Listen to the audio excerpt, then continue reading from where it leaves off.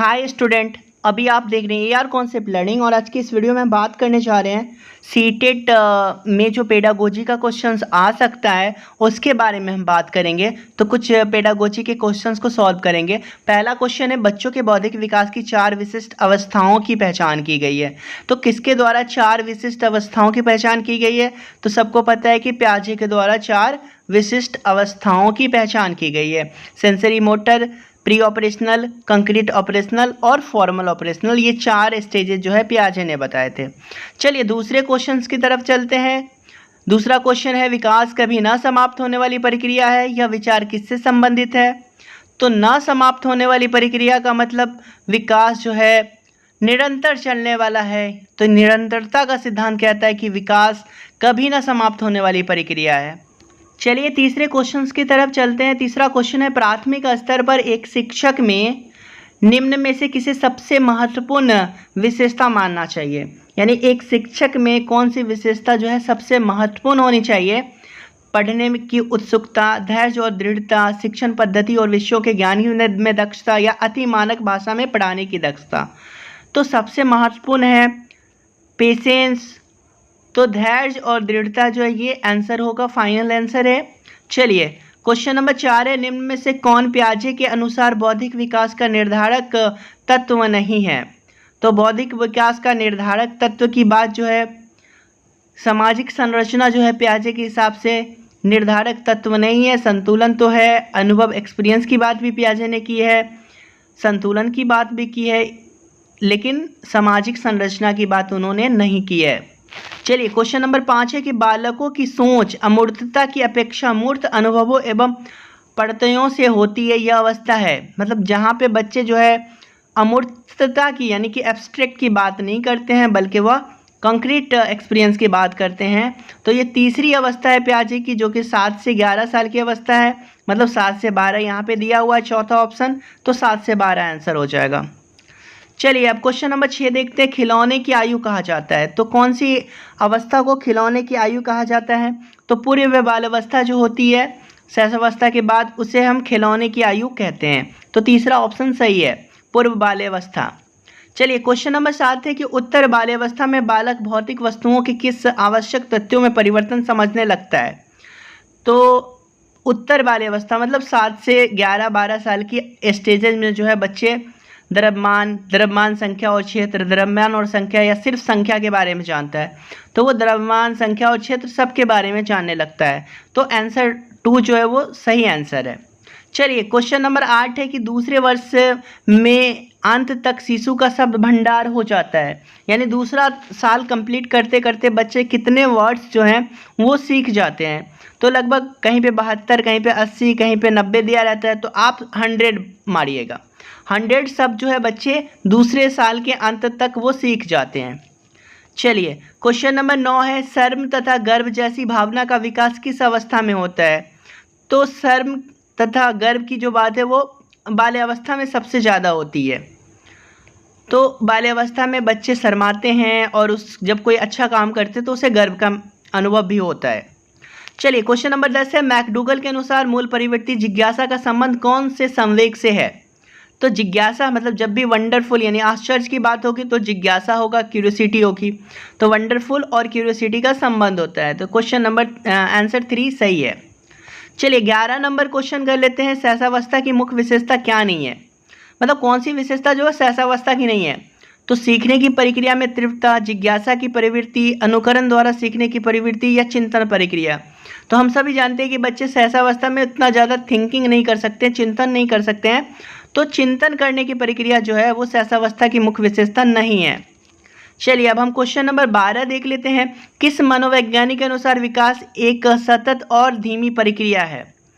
तो ये इस तरह के क्वेश्चंस को मतलब समझना थोड़ा सा मुश्किल है, तो आप डायरेक्ट उसका आंसर याद कर लीजिएगा। स्किनर, मतलब स्किनर के अनुसार विकास एक सतत यानी कंटिन्यूअस और स्लो प्रोसेस है।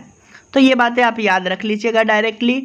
चलिए नेक्स्ट क्वेश्चन है, बाल्यावस्था होती है। तो बाल्यावस्था जो है 12 साल तक की होती है, 11 साल या 12 साल तक की होती है। तो 13 का दूसरा आंसर सही है। क्वेश्चन नंबर 14 देख लेते हैं, व्यक्तित्व विकास की अवस्था है, मतलब इसका आंसर अधिगम में वृद्धि हो जाएगा। चलिए क्वेश्चन नंबर 15 देख लेते हैं कि विकास में वृद्धि का तात्पर्य है आकार, सोच, समझ, कौशलों में वृद्धि, ज्ञान में वृद्धि, संवेग में वृद्धि या वजन में वृद्धि। तो विकास में वृद्धि का मतलब है आकार, सोच, समझ, कौशलों में वृद्धि। तो ये आंसर हो जाएगा। क्वेश्चन नंबर 16 है परिपक्वता का संबंध है। तो परिपक्वता का संबंध जो है ना तो बुद्धि से है, ना ही सृजनात्मकता से है, ना ही रुचि से है। मतलब परिपक्वता किससे रिलेटेड है? विकास से। तो तीसरा आंसर सही होगा। चलिए 17 नंबर क्वेश्चन है तनाव व क्रोध की अवस्था है। तो तनाव और क्रोध की अवस्था सबको पता है कि किशोरावस्था जो होती है वो तनाव और क्रोध की अवस्था होती है। 12 से 18 साल की अवस्था जो होती है वो बहुत ज़्यादा तनाव की अवस्था होती है। चलिए क्वेश्चन नंबर 18 है कि एक बच्चे की मानसिक आयु 12 वर्ष है एवं वास्तविक आयु 10 वर्ष है, तो उसकी बुद्धि लाब्धि क्या होगी? तो mental as by chronological age into 100 जब हम करेंगे तो 120 आ जाएगी, तो 120 साल होगी। चलिए क्वेश्चन नंबर 19 है शारीरिक विकास का क्षेत्र है।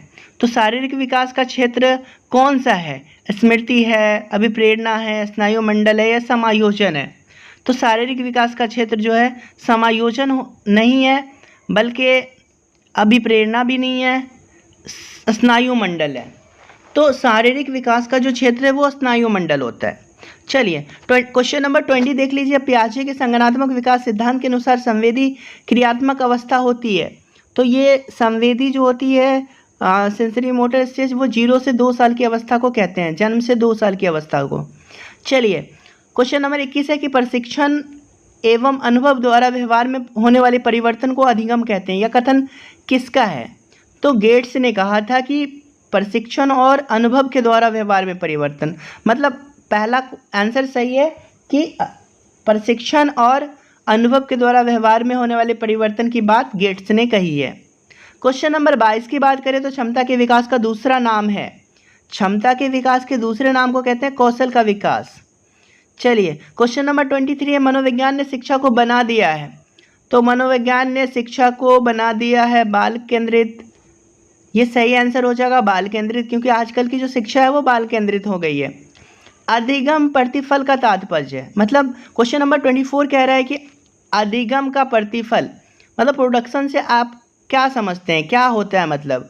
तो अधिगम का प्रोडक्शन का मतलब होता है बालकों के व्यवहार में होने वाला परिवर्तन। मतलब क्वेश्चन नंबर 24 का जो आंसर है वो 4th है। बालक के व्यवहार में होने वाले परिवर्तन को हम अधिगम का रिजल्ट कहेंगे, प्रतिफल। क्वेश्चन नंबर 25 है निम्नलिखित में से कौन सा किशोरावस्था का लक्षण नहीं है? तो शारीरिक परिवर्तन तो होती है किशोरावस्था में, अस्थिरता की समस्या भी होती है, व्यवहार में स्थिरता नहीं होती है, संवेगात्मक समस्याएं बच्चों को होती है। मतलब 25 का 3rd आंसर सही होगा। चलिए अब हम आगे बढ़ते हैं। 26 निम्नलिखित में से कौन सा शिक्षा मनोविज्ञान के अध्ययन का वस्तुनिष्ठ विधि नहीं है? तो इसमें से कौन सी जो है वस्तुनिष्ठ विधि नहीं, सब्जेक्टिव मेथड। तो खुद का जब हम सेल्फ ऑब्जर्वेशन करते हैं तो वो ऑब्जेक्टिव मेथड होता है, इंडिविजुअल मेथड होता है, वो सब्जेक्टिव नहीं होता है। मतलब आत्मनिरीक्षण विधि जो है वो इंडिविजुअल मेथड है, वस्तुनिष्ठ विधि नहीं है। चलिए 27 नंबर जो है क्वेश्चन है कि निम्नलिखित में से कौन सा अमूर्त अस्थायी भाव है? तो इसमें निवास स्थान, पशु, आदर, क्रोध। तो क्रोध तो एक तरीके से अस्थायी नहीं हो सकता, ठीक है, अमूर्त तो है बट अस्थायी भाव नहीं है। तो आदर जो एक तरीका स्थायी भाव होता है और अमूर्त है वो। चलिए अब हम बात कर लेते हैं 28 किसी दुखी व्यक्ति को सहानुभूति के 2 शब्द कहना जिसका उदाहरण है। तो ये एक तरीके से निष्क्रिय सहानुभूति कहलाता है। किसी दुखी व्यक्ति को सहानुभूति के 2 शब्द कहना, अगर कोई दुख में है तो उसको कुछ अच्छी बातें कहना, सहानुभूति की बातें कहना, निष्क्रिय सहानुभूति कहलाती है। चलिए क्वेश्चन नंबर 29 है किसी व्यक्ति के विकास के संबंध में क्या सही नहीं है? तो यह जन्म से मृत्यु तक जारी रहता है, विकास वृद्धि विकास का ही एक हिस्सा है, ये भी सही है। परिवर्तनों को देखा और मापा जा सकता है। तो विकास को हम ना तो देख सकते हैं ना ही माप सकते हैं। विकास वृद्धि को हम देख सकते हैं, उसको माप सकते हैं, बट विकास को हम देख नहीं सकते हैं और माप नहीं सकते। मतलब 29 का तीसरा सही होगा। चलिए क्वेश्चन नंबर 30 की बात कर ले निम्नलिखित में से कौन सी किशोरावस्था की विशेषता नहीं है?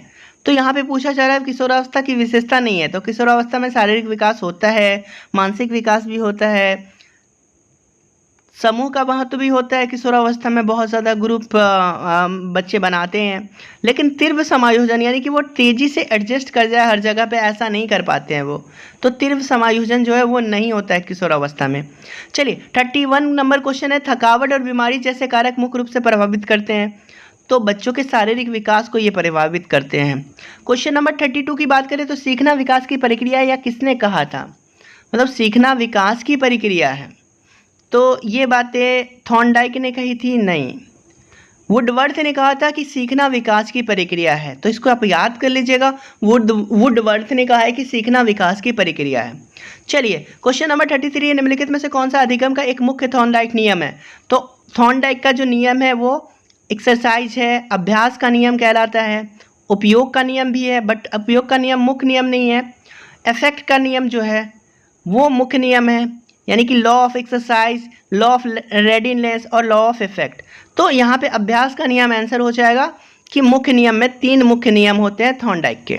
चलिए अब हम बात करते हैं 34 नंबर, निम्नलिखित में से कौन सा प्रभावी अधिगम का अवरोधक नहीं है? अधिगम परिस्थिति जो है ये अवरोधक नहीं है। क्वेश्चन नंबर 34 का जो आंसर होगा वो होगा अधिगम परिस्थिति जो है वो अवरोधक नहीं है, लर्निंग सिचुएशन। चलिए अब हम बात कर लेते हैं 35, निम्नलिखित में से कौन सी शिक्षण अधिगम सामग्रियों से संबंधित एक गतिविधि सहायक सामग्री नहीं है? तो नाटक जो है ये गतिविधि है, ठीक है। प्रदर्शन करना ये भी एक तरीके से गतिविधि है, एक्टिविटी है। क्षेत्र भ्रमण ये भी गतिविधि है।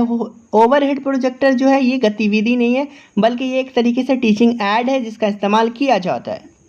चलिए क्वेश्चन नंबर 36 की बात कर ले तो अनुदेशन का प्रणाली उपागम है। अनुदेशन का प्रणाली उपागम जो है वो ना तो शिक्षक केंद्रित होता है, ना ही बाल केंद्रित होता है, ना ही कक्षा केंद्रित होता है, बल्कि समस्या केंद्रित होता है। तो अनुदेशन का प्रणाली उपागम जो है वो समस्या केंद्रित होता है। चलिए 37 नंबर क्वेश्चन कर लेते हैं, अधिगम को प्रभावित करने वाले पर्यावरणीय कारकों में से एक है। तो थकावट तो पर्यावरणीय कारक नहीं है, सामाजिक परिवेश है, मानसिक स्तर इन्वायरमेंटल काउजेस नहीं है। तो इसका दूसरा आंसर सही हो जाएगा कि सामाजिक परिवेश जो है यह अधिगम को प्रभावित करने वाले पर्यावरणीय कारकों में आता है। चलिए 38 नंबर क्वेश्चन की अगर हम बात कर ले तो कक्षा में परस्पर संवाद से क्या उभरकर सामने आना चाहिए? तो जब भी कोई भी परस्पर डिस्कशन हो रहा हो तो वहाँ पे कोई विचार निकल के आना चाहिए, तो विचार इसका आंसर हो जाएगा। चलिए बुद्धि का द्विकारक सिद्धांत किसने दिया? तो सबको पता है कि स्पीयरमैन ने द्विकारक और त्रिकारक सिद्धांत दिया था, तो यहाँ पे स्पीयरमैन आंसर हो जाएगा। चलिए क्वेश्चन नंबर 40 है कि कक्षा कक्ष शिक्षण होना चाहिए। तो कक्षा कक्ष शिक्षण किस तरह का होना चाहिए? तीव्र होना चाहिए? तो ये तो नहीं होना चाहिए, तीव्र तो नहीं होना चाहिए। संवाद मूलक होना चाहिए? तो हाँ हो सकता है संवाद मूलक होगा, सरल भी हो सकता है, एक तरफा नहीं होना चाहिए। तो 2 और 3 में से कोई एक आंसर होगा। तो संवाद मूलक जो है ये ज़्यादा बेहतर ऑप्शन आंसर लग रहा है, तो यहाँ पे आप संवाद मूलक जो है टिक कीजिएगा। चलिए क्वेश्चन नंबर 41 है कि किस मनोवैज्ञानिक ने अपने 3 वर्षीय पुत्र पर अध्ययन किया? तो वाटसन ने भी अपने बच्चों पर अध्ययन किया था, लेकिन यहाँ पे पेस्टोलॉजी आप आंसर लगाएंगे कि मनोवैज्ञानिक पेस्टोलॉजी ने अपने 3 वर्षीय पुत्र पर अध्ययन किया था। चलिए अब हम क्वेश्चन नंबर 42 की बात कर ले तो निम्नलिखित में से विकास की विशेषता है। तो विकास की विशेषता क्या है? निश्चित आयु तक चलने वाली प्रक्रिया, ये तो होती नहीं है, विकास हमेशा चलने वाली प्रक्रिया होती है। विकास जो है गुणात्मक होता है। विकास की विशेषता क्या है कि क्वालिटेटिव होता है, डेवलपमेंट। चलिए क्वेश्चन नंबर 43 है कि बालक का विकास होता है तो हमेशा सिर से पैर की तरफ, ना कि पैर से सिर की तरफ होती है, जिसको हम सेफेलोकार्डल कहते हैं, यानी सर से पैर की तरफ, और दूसरा प्रोक्सिमोडिस्टल मतलब केंद्र से बाहर की तरफ होता है। तो ये 2 विकास का मुख्य नियम है कि सिर से पैर की तरफ विकास होता है और दूसरा केंद्र से बाहर की तरफ। तो यहाँ पे केंद्र से बाहर की तरफ नहीं दिया गया है, तो सिर से पैर की तरफ आंसर होगा। चलिए क्वेश्चन नंबर 44 है कि बालकों में संस्कारों का विकास प्रारंभ कहाँ से होता है? तो संस्कार बच्चा कहाँ से सीखता है? सबसे स्टार्टिंग हो जाता है घर से ही, परिवार से ही। तो परिवार से ही बच्चा संस्कार सीखना शुरू कर देता है, बाद में विद्यालय में सीखता है, खेल के मैदानों में सीखता है, तो अदर जगह पे बाद में संस्कार सीखता है, लेकिन सबसे पहले वो अपने परिवार से ही संस्कार सीखना शुरू कर देता है। चलिए क्वेश्चन नंबर 45 है कि खेल के मैदान में कौन सा विकास होता है? तो खेल के मैदान में जो विकास होता है उसे हम विशिष्ट से सामान्य की ओर कहते हैं। चलिए क्वेश्चन नंबर 46 है, गर्भधान काल की अवस्था नहीं है। तो यहाँ पे डिम्ड, बीजकरण, शैशवावस्था, भ्रूणावस्था। तो कौन सी अवस्था जो है गर्भधान काल की नहीं है? तो हम लोग सबको पता है कि शैशवावस्था जो है गर्भधान के बाद की अवस्था है, तो ये गर्भधान की अवस्था नहीं है। नहीं तो बीजकरण, डिम्ड, भ्रूणावस्था सब जो है गर्भधारण की अवस्था में ही आता है, उसी के काल में आता है। चलिए अब 47 नंबर की बात कर ले। मानव जीवन की मनोभौतिक एकता कहलाती है। मनो और भौतिक मतलब मन और शरीर की बात की जा रही है। तो मन तथा शरीर के विकास को हम लोग मनोभौतिक एकता कहते हैं। चलिए 2 से 5 वर्ष तक की आयु कहलाती है। तो 0 से 2 साल आमतौर से शैशवावस्था कहलाती है। तो ये पूर्व बाल्यावस्था होनी चाहिए।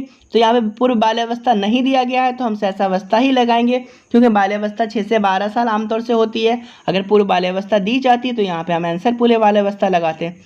चलिए क्वेश्चन नंबर 49 है, गर्भ में सर्वप्रथम निर्माण होता है। तो सबसे पहले पैर, सिर, धड़ या सभी का। तो हम सब जानते हैं कि सर से पैर की तरफ विकास होता है। तो सबसे पहले गर्भ के अंदर जो है सिर का निर्माण होता है बच्चों के। क्वेश्चन नंबर अगर हम 50 की बात कर ले, तो बालक के सिर एवं मस्तिष्क का सर्वाधिक विकास किस अवस्था में होता है? तो शैशवावस्था में जो है सबसे ज़्यादा सिर और मस्तिष्क का विकास होता है।